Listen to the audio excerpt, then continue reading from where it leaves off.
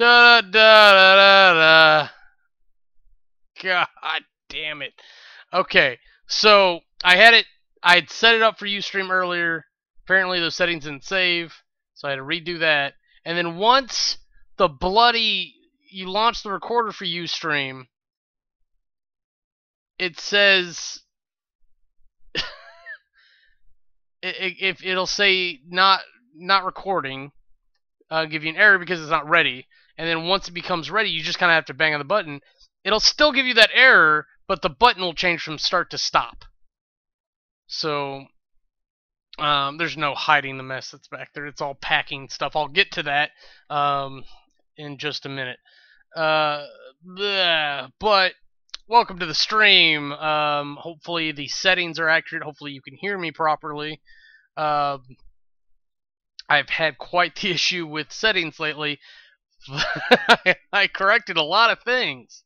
And it should be working now. And if it's not, I'm gonna kill you, Rooster. And he's asleep, so he don't give a shit.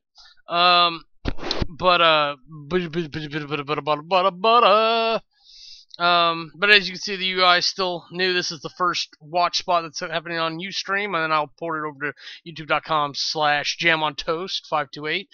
You can find watch spots there, along with bad summaries. It's an old thing that I brought back to do with the new things, and I will talk about that more as we continue through the show. So as we normally start, we will start with Rooster Teeth, who, fair warning, if you have not been over to their website today, they launched the new layout. And fuck me, is that just not the best. I don't like it. I like the old one. It made sense. It had the drop downs where it needed to. It had the streams separate from the shows, half of which are decommissioned, which makes a lot of difference when you're going to look for stuff. Like right now, if I can get it to work and not do things. Like it goes happy hour and immersion. Immersion is a canceled show. Happy hour is Sundays only. I think it might be like every other Sunday.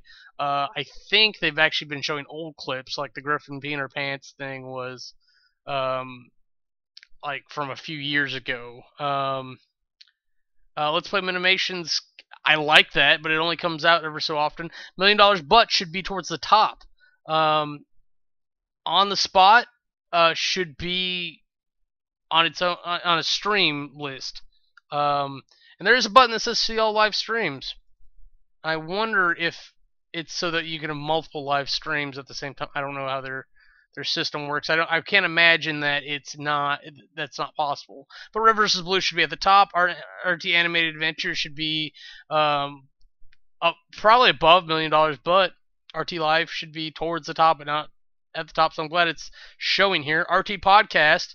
That's like their main thing. But it does look like they're separating out the network a little bit. Achievement Hunter, the No, Funhouse, they all seem to have their own channels.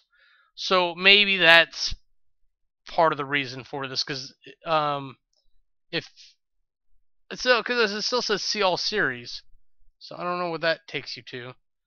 And then there's another issue here. I'm tired of pointing things out and having people get mad at me. But like, I think 332 is what they're filming tonight. I thought they did it on Mondays, and then it was available for sponsors on Tuesday, and then everyone on Wednesday, and YouTube on Wednesday. That's what I thought it was. I could be wrong.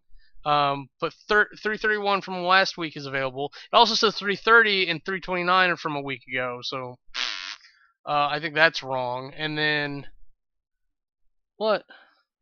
Talking. And then I could click on 333 and it would attempt to load it. But it would have up in the URL 334, which I thought was really funny. So that's all their janky new stuff. I'm sure they'll iron things out and whatnot. Oh, so let's make sure. Let me log in real quick and double confirm that the RT podcast is not yet available on Tuesday night. Because I really wouldn't mind listening to it after I get done here. I don't know what that noise is outside my place, but I do not appreciate it. Cats are very interested. Nope, did not show up. So we're gonna go close that page. So we got plenty to talk about. Way too much. Good. I'm glad you couldn't find that page. Oh, for the live streams. Okay, so maybe they haven't worked that out yet. It actually says that is not very good. So they're aware at least. Popular shows, Strangerhood. Oh, I clicked on all shows. Supreme Surrender, 1-800-MAGIC. Oof. I don't know if popular is the right word, guys. They need an RPG show. $1 million, but this is such a great idea for a thing. Because they come up with crazy little things on the podcast, and this is a good outlet for it. They're really going to like kind of extreme lengths to produce for this show. For like 3 guys sitting around a table, talking about stupid shit. Like, I could very easily do it. Or do another animation. Like, I'm not saying overwork Jordan, but I'm saying like if we got someone else who can do something similar, do that. On the spot was delightful as usual. They had another special guest. They teamed up with Blaine. I love the thumbnail where they've got the blindfolds on. I don't want to ruin the redemption challenge, but that's what it is. You can obviously see Mariel in the white coat, and those guys really needed the points. That's all I'm gonna say. That's all I'm gonna say about that. But I'm really glad Risinger's got I don't know if it's a winner, but it's not losing. I did some research about J.J. Jones today, and apparently he's parted ways with Rooster Teeth towards the beginning of the year. I don't know when screenplay went down, but I'm assuming they were related. And most people I wouldn't think would openly leave Rooster Teeth if given the choice, so he's most likely fired. And maybe he just put it to that intern. I don't know.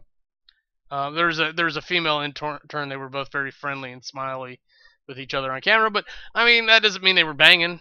But like in my fantasy, if he has to be fired, like let's add some sweet little reward to it. What the fuck? I heard something. Speaking of hearing things, I don't know when or what they did with this, but apparently Ryan and Michael decided to ASMR Gavin and make him super uncomfortable because they were basically talking out like some porn fantasy with Gavin and the chef that likes him. Go watch it. Totally worth your time. Building up to Red vs. Blue season 13. Oh, they're behind the... Oh, they're just wrestling. Okay. I didn't open up a thing. Before I talk about that, before I forget, Ruby. Ruby is fantastic. It is an anime. It's a Western anime. Fuck you if you say otherwise.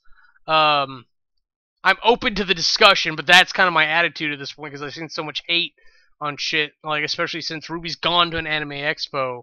At this point, it's like it's anime. If I remember right, Monty Moon was Japanese. He's the creator. Is definitely an anime style. Anime is a medium. It's like saying you can't have Eastern machinima. It's stupid to say you can't have Western anime. The styling might be a little bit different. I'll give you that. It's not what you expected. Fine. Red vs. Blue season 13. Counseling. We're back to this stupid infight. I really thought we were past this. It feels like they don't know how to write. And I'm not saying this is the case. Miles is doing an excellent job with the script. I'm saying this is what it makes it look like. It looks like since they can't have the Reds and Blues fighting as much anymore, like they have to have that because they don't know how to write without that internal conflict. There's already the two sides. There's the world versus Felix and Locus and Sharkface. Like that should be enough. There's enough problems going on that everyone should realize that like no, but I think maybe that's the point, is to make us realize exactly how stupid it is to fight amongst ourselves when there's perfectly good enemies. It's probably, you could probably relate it as a commentary of whites and blacks fighting in America when there's Middle Eastern based terrorists that want to destroy our country. I don't know. We'll have to see where they go with it, because the end of this episode, man, um, we're setting up into some fireworks. Fire! Tabletop. I don't know if I mentioned this last time or not, but the last two tabletops have been really fucking disappointing. I'm not saying they were bad. I'm saying they weren't 100% when usually they are. That's been the standard set for quite some time on tabletop, is that there haven't been any bad episodes. There haven't been any games that I absolutely couldn't watch. And everyone on there has been familiar enough and is familiar enough at performing to give it a good go. And yeah, Markiplier on Legendary, fucking why did he show up? That's what it looks like after it's all said and done. I know that he wanted to show up, have a good time. I know that Will Wheaton and people wanted him there. Not only is he a big YouTube guy and personality to draw fans, but I'm sure they enjoyed hanging out with him. I'm sure he's a perfectly fine fellow. But I'm saying, after filming that, I would be like, we can't fucking use that. Let's play again. But they only have so much time. They film all these like slammed together. I'm not saying that's unacceptable. I'm saying, like, I can't imagine doing that myself. I would much rather do them week in, week out. Like you film it 1 week and it comes out 2 weeks later. Things like that, where you can adjust on the fly. Because now if they notice something wrong in the production or the thing, they have to wait till next season to adjust to it too. But the way you do things, or you have to do things when you do proper production and you do other commitments, you got to schedule it however you can schedule it, and that's what they did. That's what it is. And Jason Ritter, I felt bad for Jason Ritter too, because I actually like him. I like everyone who's on all those episodes. I'm not saying I don't, but I'm just saying, like, it was just a baffling slaughter fest on Ritter's games. Just with him, like, almost a big goose. I think he earned like 1 point towards the end of it. John Ross Bowie too. I think he was the one just laying the smackdown. Maybe I got that wrong. Let's move on. Cooperative, I think it's dead. That's my guess in theory. It might come back after VidCon. They may do a special live one. I know Felicia Day has booked quite some time on the Nickelodeon arcade stage to play some video games live this Thursday. I think it's this Thursday. Maybe it's Friday. This weekend at VidCon. Titan's Grave. I've been keeping up with Titan's Grave. Will's doing a great job. It's actually a really compelling story. We're finding more and more about the background, and I think I owe a small apology, because we found Sleth's background with his brother and everything wrapped up. I'm like, well, he met his goal. I don't think that's it. I think it actually opened up to new things, especially as we're deriving more and more background. There's this very convoluted plot written in surrounding this staff of Forlorn Hope, which is episode 5, I believe. Yeah. And the way Will's structuring it is pretty good. And if I'm remembering right, they played this day after day. So every time we watch a thing, it's probably like 2 hours cut down to 40 minutes. And they got together every day for X amount of time to finish it. So I'm looking forward to seeing this. What's bothering me is that like it's the futuristic one, so it's so different than everything else, and it's smaller episodes. It's easier to digest, so it's helpful, and then it's so bizarre in comparison to the other RPG shows I'm watching. Critical Role. I'm gonna slowly keep working my way up the path here, because it's so far in. I'm feeling a lot of people are gonna be daunted at trying to watch this at 3 hours a pop.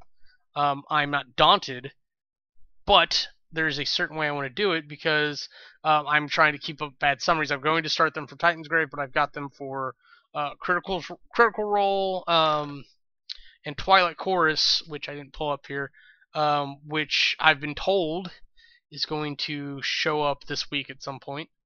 But I'm really looking for a Critical Role, and something dangerous is happening. Like every time I see Laura Bailey, she gets cuter, and I don't know what my deal is. And she's on both the Geek and Sundry shows.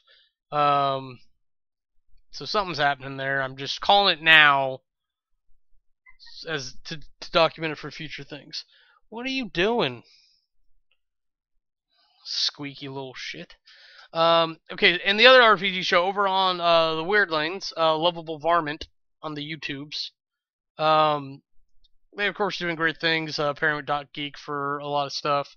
They will be doing some stuff through Fire Talk at VidCon, which is really weird because technically, I believe Fire Talk is a competitor, but it's a live streaming service, so maybe it's friendlier with YouTube. I don't know.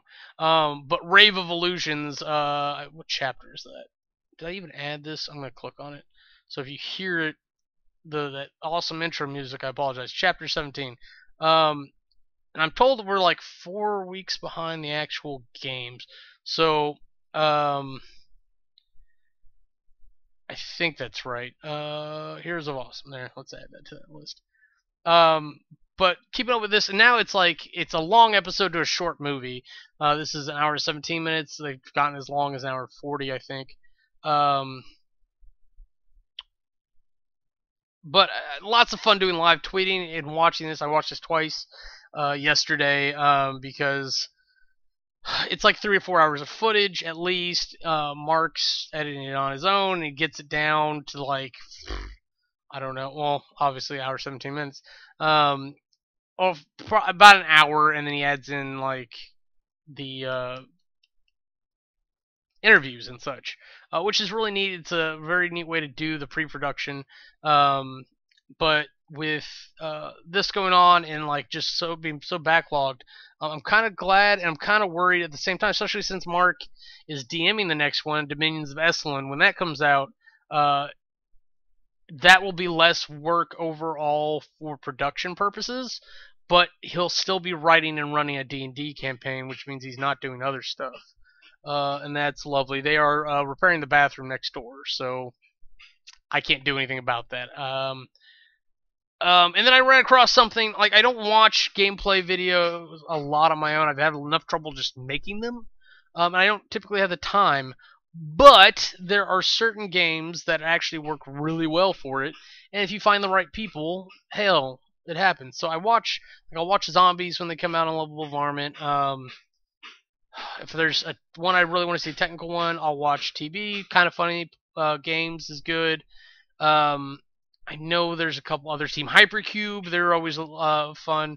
Dodger Lee is one that I tend to forget, honestly, because I used to watch her all the time on both her channels, and then like she had some scheduling issues, and then because I got off track with that, I had scheduling issues, and we never really met back up, and hopefully that'll change somewhat. But she is a great little voice actor, in addition to being cute as a button.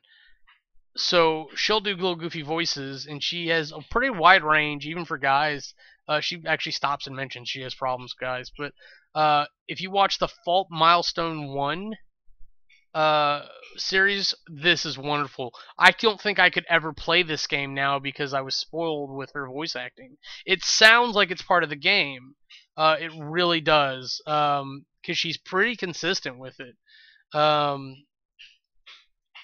It's one of those things where I really wish she would play through one game and get all that up, and then do that. But when you do nothing but play games all the time, and I call this game, this is the game, it's a visual novel. There's one choice, and I think it was a false choice so far that I've seen, and I'm on 12.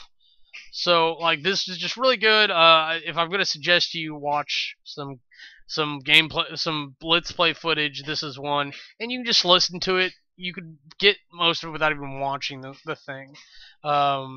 It's a pretty interesting storyline. So okay, so that's it for YouTube. Nothing really happening with Prime right now. DVD's been really lackluster. Should probably just drop my DVD service altogether.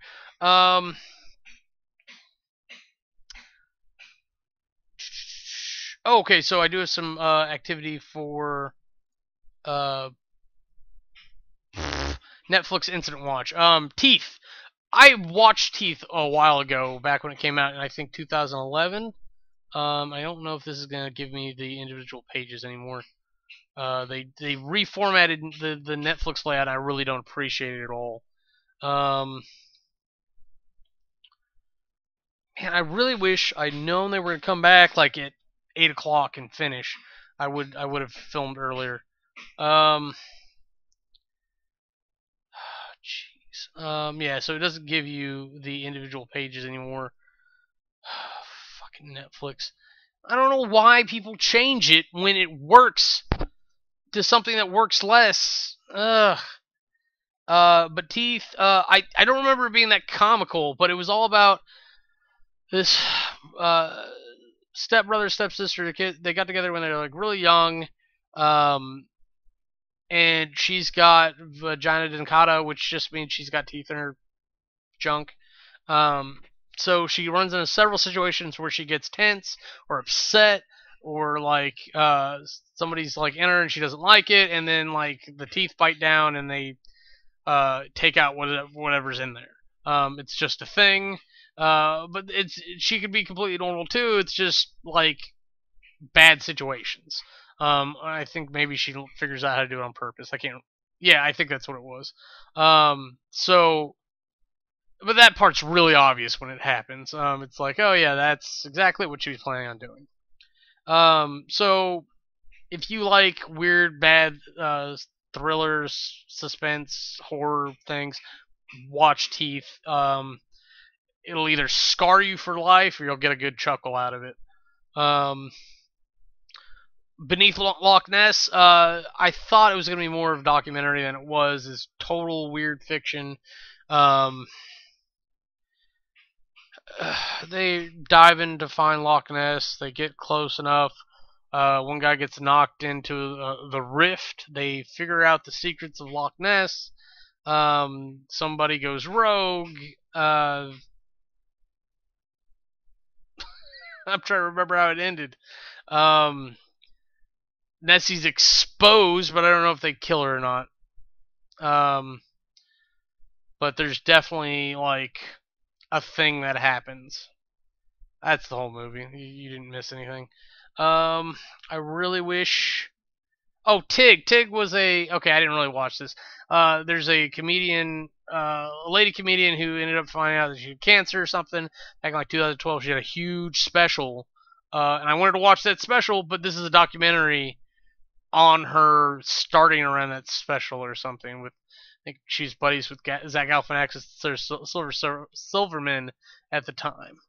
Um, I really want to know what From the Dark is. But while I'm trying to figure that out, I will talk about Chalet Girl. Chalet Girl, I thought was really interesting. It's I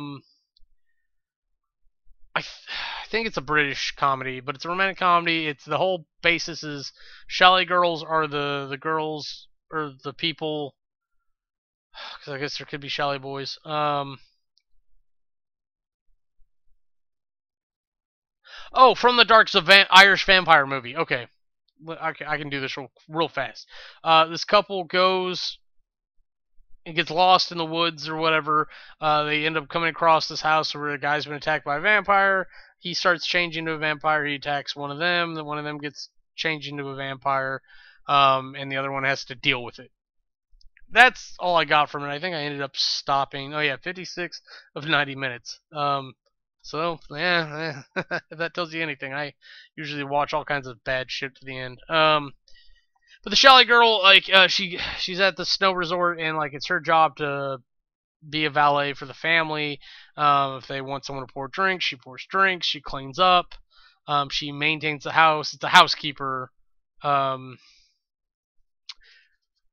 don't really have them here that much, but a groundskeeper in England or whatnot, like it's like that, but for your chateau, your ski cottage or whatever. Um, Killing me, guy.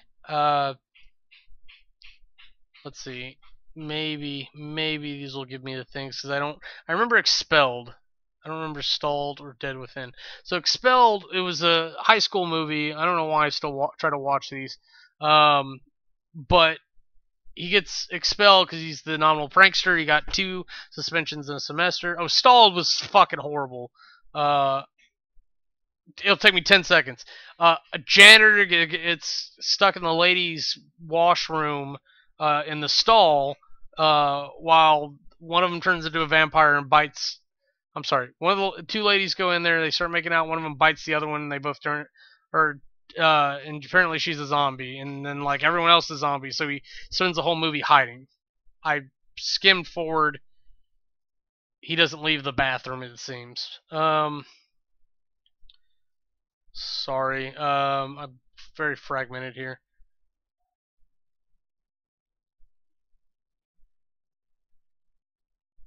And Dead Within, I apparently did not actually watch. 0 of 82 minutes. Um, it's on my list though. I will go back to that later. Expelled, like I was saying, the guy gets expelled because he's a nominal prankster. 2 suspensions, 1 semester equals expulsion with a reason. So the principal does it, and the kid just tries to cheat his way out of it, so his parents don't find out, so he doesn't get shipped off to military school. His brother. Past that, it's got Leah from Teens React in it. She plays the hot pizza girl. She looks cute in the movie. I'm not gonna lie.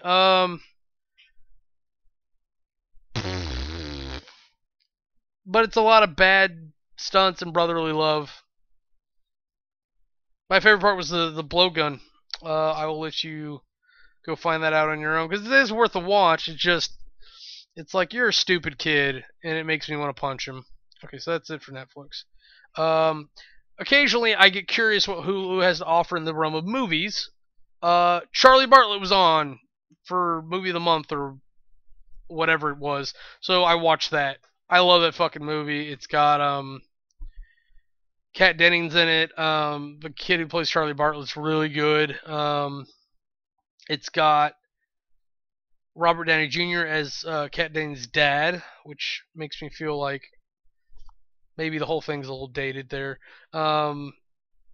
It's just got a slew of good characters, and it makes me think of like movies like Easy A, where they really put together the high school crowd really well.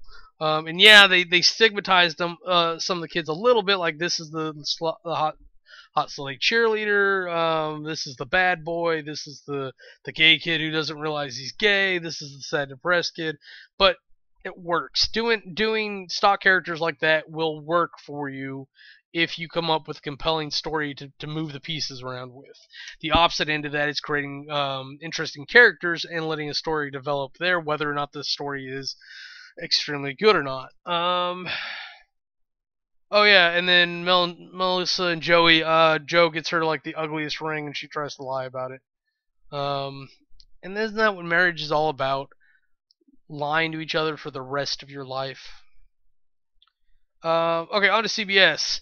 I'm gonna put up a thing. Another like just. I'm gonna note this for the record.